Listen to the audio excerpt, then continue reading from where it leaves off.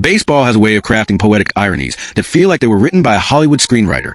And on Wednesday night, fate decided that the stage would be Yankee Stadium, the temple of American baseball, a symbol of past glory and a tradition that spans generations.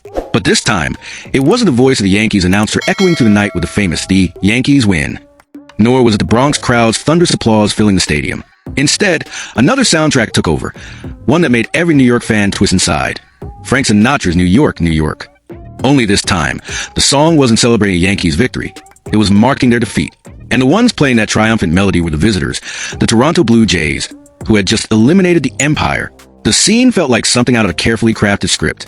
Inside the Jays clubhouse, champagne bottles exploded, shouts echoed, and manager John Schneider, energized, repeated one of Sinatra's most iconic lines. "Start spreading the news," he said, with the grin of a man who knew exactly what he was doing, before adding a joyful, liberating expletive. "We're going." And indeed they are. The Toronto Blue Jays are heading to the AL Championship Series for the first time since 2016, ending a long drought that had weighed on the franchise and reigniting a hopeless city that has always believed, even in its darkest years, that this generation was special. What makes the moment even more symbolic is the story behind the provocation. The song "New York, New York" is practically an emotional heritage of the Yankees. It's been played after every victory since the days of Reggie Jackson, Derek Jeter, and Mariano Rivera. It's part of the Bronx's identity. In 2018, the Boston Red Sox, the eternal rival, dared to play that same song in Yankee Stadium right after eliminating New York in the ALDS. It was a symbolic, almost theatrical act. And now, 6 years later, the Blue Jays chose to do it again.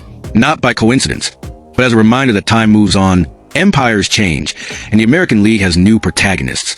This series was a perfect reflection of that changing era. Yankees and Jays fought all season long, battling week after week for the AL East title.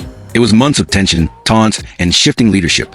In the end, Toronto won the tiebreaker, and as if the script demanded a dramatic conclusion, despite still playing at a high level, again in the postseason with everything on the line. Short-term, the results sent a clear message: power has changed hands.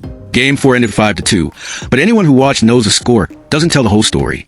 What unfolded at Yankee Stadium was a display of precision, calm, and dominance. From the very first pitch, the Blue Jays looked like the team in control. Every play, every decision, felt like part of a larger plan. And at the center of that plan stood one man, Vladimir Guerrero Jr., the name that has haunted the Yankees for years.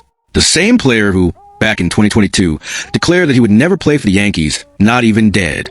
A comment New York never forgot, and one that now, ironically, echoed louder with every crushing hit he made. In this series, Guerrero was unstoppable. A staggering .529 batting average, 3 home runs, 9 RBIs, involvement in almost every clutch moment. It was a kind of performance that redefines how a player is perceived. And the most impressive part? He did it under the brightest lights possible, inside Yankee Stadium, with over 45,000 fans desperate to see him fail. But he didn't. Vlad Jr. showed poise, focus, and a confidence that radiated even through his eyes. On the field, his approach was almost surgical. He waited for the right pitches, avoided reckless swings, and punished every mistake. His slugging topped 1.100, and his OPS soared past 1.700. Numbers worthy of a legend in the making. His home runs weren't just beautiful, they were devastating. Each one came in tense moments, with runners on base. When the game was still open, he turned every at-bat into a threat. Meanwhile, the Yankees lineup looked lost. Aaron Judge, the face of the franchise, finished the series hitting just .182. Juan Soto had flashes, but not enough to change the outcome. The bullpen, once the pride of the team, collapsed under pressure. What we saw was one of baseball's richest, most historic franchises being outplayed from start to finish. But the most symbolic moment came after the final win. Still holding a bottle of champagne, Guerrero was interviewed by David Ortiz, the Red Sox legend and a man who knows a thing or two about beating the Yankees.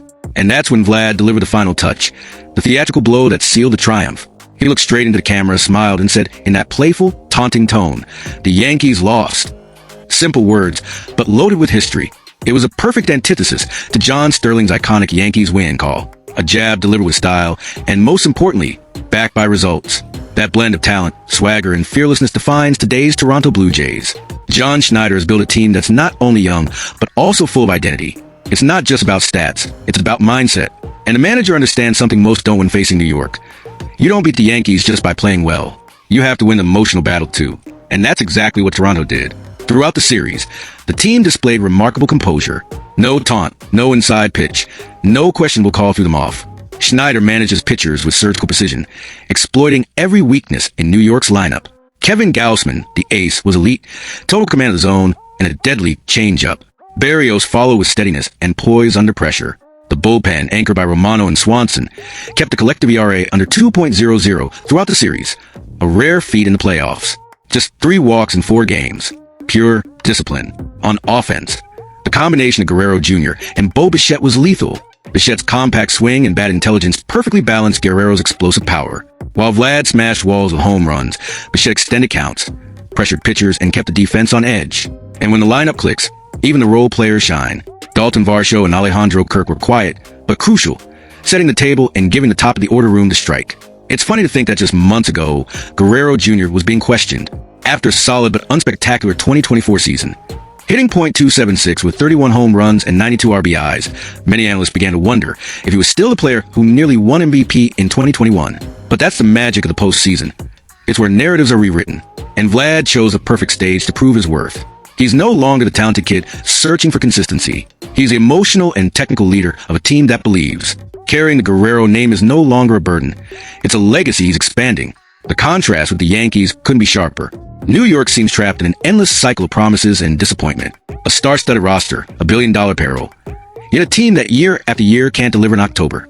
Manager Aaron Boone keeps the positive tone, but the frustration is visible. The fans are demanding changes, talking about restructured trades and deep adjustments. And maybe that's what's needed, because it feels like the magic that once defined the Bronx has faded. Meanwhile, Toronto is rising, confident, brash, and fully matured. The future now is blue. The Blue Jays head into the ALCS with confidence, rhythm, and momentum. Whether they face Houston or Minnesota, they truly believe they can beat anyone. It's not arrogance, it's conviction. The team carries itself like a group aware of its moment. The young core, Guerrero, Bichette, Varsho, Kirk, is solidifying as one of the most complete in MLB. The rotation has depth, the bullpen is tuned, and the clubhouse chemistry is undeniable. Toronto is no longer a promise. It's a reality. And the beauty of it all lies in the symbolism of that victory. Playing New York in the Yankee Stadium clubhouse wasn't just mockery. It was a statement. A reminder that time changes, that the American League has new heroes, and that the Blue Jays are no longer supporting characters. The city of Toronto, long accustomed to cold winters and quiet hearts, is alive again with the warmth of October baseball. With every Guerrero swing, every Bichette play, every Gaussman strike, the fire burns brighter. So yes, start spreading the news. The Blue Jays are back. And this time, they don't look ready to stop. And you, baseball fan, what do you think of this new chapter? Do you believe Toronto has what it takes to finally return to the World Series? Leave your comment below. Tell us what you thought of this historic series. And of course, don't forget to like, subscribe, and turn on notifications. Because the Jays' journey is far from over, and the next chapters promise to be epic. As the lights at Yankee Stadium fade, and Sinatra's voice echoes through New York night, one thing is clear. As much as the song says, I want to wake up in a city that never sleeps. Tonight, that city will go to bed early, and it'll dream of Vladimir Guerrero Jr. sending another baseball into orbit.